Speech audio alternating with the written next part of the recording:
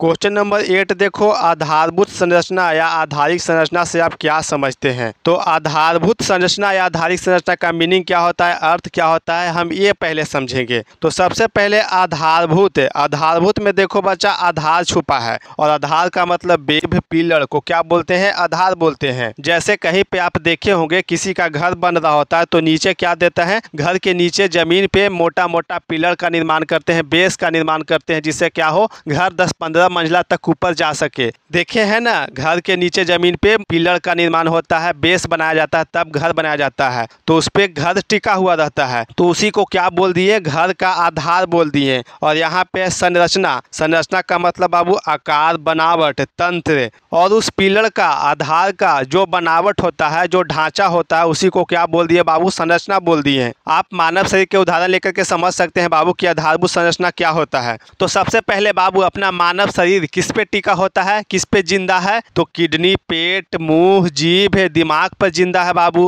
अगर ये सारी चीजें अपने शरीर में नहीं रहेगी, किडनी, पेट, लीवर, छोटी आंच, बड़ी आंच, जीभ, दांत, दिमाग नहीं रहेगा बाबू, तो क्या अपना मानव शरीर जीवित रह पाएगा, नहीं रह पाएगा। खून को साफ कौन करेगा, खाना को कौन पचाएगा, ये सब सारी चीजें जरूरी है अगर मानव शरीर को जिंदा रहना है। तो ये सब क्या हो गया, आधार हो गया। किसका, तो मानव शरीर का आधार हो गया। और इन सब का किसी न किसी प्रकार का आकार होगा, बनावट होगा। तो इन सब को मिला करके, जैसे किडनी, पेट, अतरी, छोटी आंच, बड़ी आंच, 2 पैर हो गया, 2 हाथ हो गया, नाक हो गया, मुंह हो गया, माथा हो गया, ये सब सारी चीजें मिला करके एक संरचना का निर्माण कर लेता है। तो इसी को क्या बोलते हैं, मानव शरीर का संरचना बोलते हैं, मानव का बनावट बोलते हैं। इसी प्रकार से बच्चा किसी भी देश के विकास के लिए उस देश का क्या क्या नींव है, क्या क्या पिलर है, जिसपे कोई भी देश टिका हुआ है, उसी को क्या बोलेंगे, आधारभूत बोलेंगे। और उनका कोई ना कोई संरचना होगा। क्या कोई देश एक चीज पर टिका होगा बाबू, कोई एक आधार होगा। इतना बड़ा देश है, कोई एक चीज से चल सकता है, नहीं ना। तो बहुत सारा आधार हो सकता है, बहुत सारा पिलर, बहुत सारा नींव हो सकता है। तो उन सारी पिलर, सारे नींव को मिला करके क्या होता है, एक संरचना का निर्माण होता है, एक बनावट का निर्माण होता है। इसी को क्या बोलते हैं, आधारभूत संरचना बोलते हैं। यानी कि आधारभूत संरचना का मतलब समझे तो देश को चलाने में, देश को चलने में नींव होगा, पिलर होगा, किसी न किसी प्रकार का आधार होगा।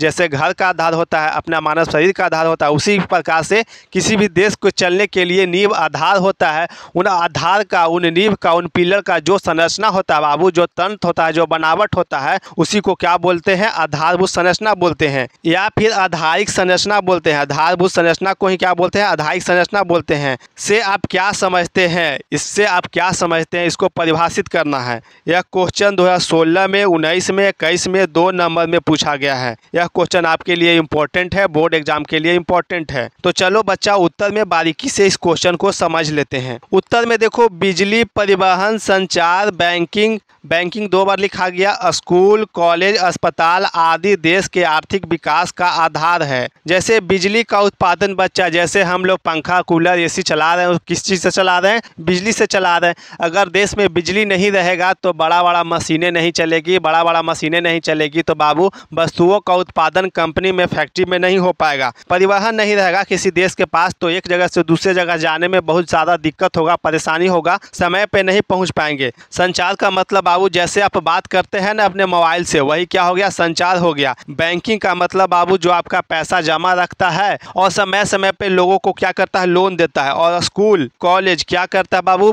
अपने देश के बच्चों को शिक्षा प्राप्त करता है। और अस्पताल, अगर आप बीमार पड़ गए तो आप कहाँ पे इलाज करवाने जाते हैं, तो अस्पताल में इलाज करवाने जाते हैं, हॉस्पिटल में। आदि देश के आर्थिक विकास का आधार है। ये सब सारी चीजें बाबू क्या है, किसी भी देश के आर्थिक विकास का आधार है। तो आर्थिक विकास क्या होता है, आर्थिक का मतलब बाबू अर्थ, और अर्थ मतलब रुपया, पैसा, पूंजी, धन दौलत। अब विकास का मतलब उन्नति करना, तरक्की करना। तो किसी भी देश में जितने भी उपलब्ध संसाधन है बाबू, उन संसाधनों का उपयोग एक निश्चित समय में करे, एक फिक्स्ड समय में करे, ताकि क्या हो, उस देश का तरक्की हो, उन्नति हो। उसी को क्या बोलते हैं, आर्थिक विकास बोलते हैं। तो देश के विकास के लिए, उन्नति के लिए, तरक्की के लिए जो काम किया जाता है बाबू एक निश्चित समय में, उसी को क्या बोलेंगे, आर्थिक विकास बोलेंगे। तो देश के आर्थिक विकास के लिए यानी अर्थव्यवस्था के आर्थिक विकास के लिए बिजली, परिवहन, संचार, बैंकिंग, स्कूल, कॉलेज, अस्पताल, ये सब सारी चीज़ें क्या है बाबू, आधार है, नींव है, पिलर है। अगर ये सभी चीज़ नहीं रहेगा किसी देश में तो वह देश का विकास, तरक्की, उन्नति नहीं हो पाएगा। और इन सब जो मिल करके एक संरचना का निर्माण हो जाता है बाबू, ये सब क्या है, आधार है किसी देश के लिए। और ये सारी चीज़ें मिल करके एक संरचना का निर्माण हो जाता है, उसी को क्या बोलते हैं, आधारभूत संरचना बोलते हैं या आधारिक संरचना बोलते हैं। इसे इंग्लिश में इंफ्रास्ट्रक्चर भी बोलते हैं। क्या बोलते हैं,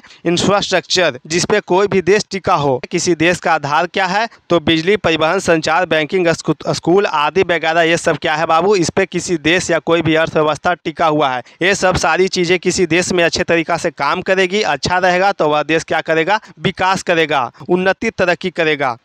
आगे देखो, जिस देश का आधारभूत संरचना जितना अधिक मजबूत होगा वह देश उतना ही तेजी से विकास करेगी। सिंपल सी बात है, जिस देश में बिजली का उत्पादन अच्छा रहेगा, समय समय पे लोगों को बिजली मिलेगा, परिवहन सेवा अच्छा रहेगी बाबू, कम समय में एक जगह से दूसरे जगह पहुंच सकते हैं, संचार ठीक रहेगा, तुरंत ही फ़ोन लगाएं और कहीं पे हम अपना सूचना पहुंचा दें दूसरे जगह, स्कूल, लोगों की शिक्षा अच्छा मिले, कॉलेज, अस्पताल, लोगों का इलाज अच्छे ढंग से हो, तो क्या करेगा, वह देश तेज़ी से विकास करेगा, तेज़ी से उन्नति करेगा, बहुत जल्दी ही तरक्की की ओर बढ़ जाएगा। तो जिस देश का आधारभूत संरचना अच्छा होगा, मजबूत होगा, बेहतर होगा, वह देश उतना ही तेजी से विकास करेगी। तो बच्चा, आपको यह वीडियो कैसा लगा, आप कमेंट में बताइए।